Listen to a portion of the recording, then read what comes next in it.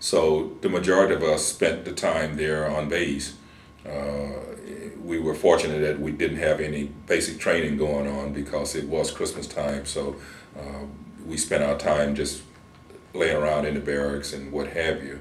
At that time, we couldn't leave base. We couldn't even go to the PX or unless we were escorted.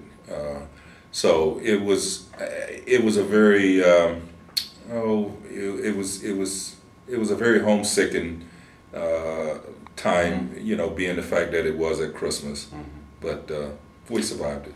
Did when you were drafted and through Fort Polk and now Fort Lewis, was any of your friends with you? I mean, were you just No. by yourself, so you didn't have any friends that got drafted along with you and stuck together? No. When I was drafted, the orders came down. It was mailed to me to report to a certain location there in Jackson, where we were officially inducted into the U.S. Army, and then we were given a date. I think it was like a week later to report to Army barracks.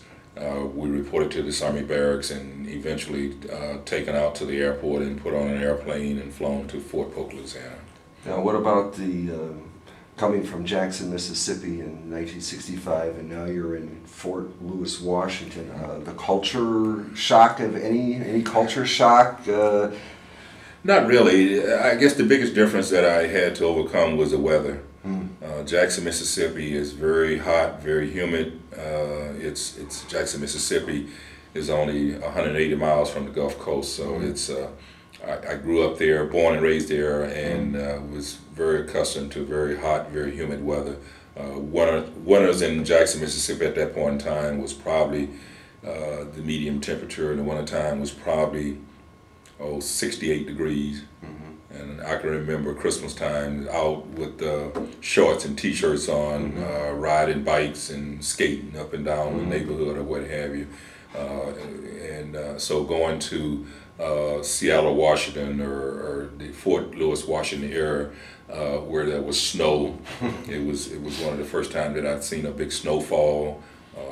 It rained practically every day. The Seattle area is known for the rain. So that was probably the biggest culture shock that I had to overcome was the weather factor. But other than that, and it also helped that the guys that were in my platoon and my group at that point in time was the majority of the guys was from Mississippi, Arkansas, Alabama, and what have you. So we all, were going through the same thing. So we were all experiencing snow for the first time, or the rainy season, or what have you. So I think it helped by having a group of guys that were from basically the same region. Any, before we get to Fort Gordon, any particular incident stands out in your mind? I mean, 8 weeks of boot camp, any, firing, just the first time you ever fired a rifle? I mean, any particular incident stands out in your mind, funny or whatever, at Fort Lewis? I can't think. Well, I do. There's a couple incidents. One out on the Grenade.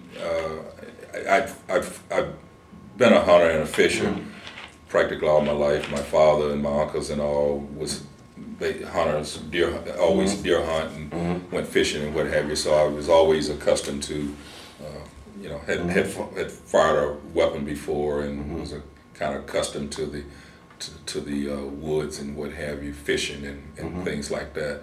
So kind of old country boy. So being in the Army was not as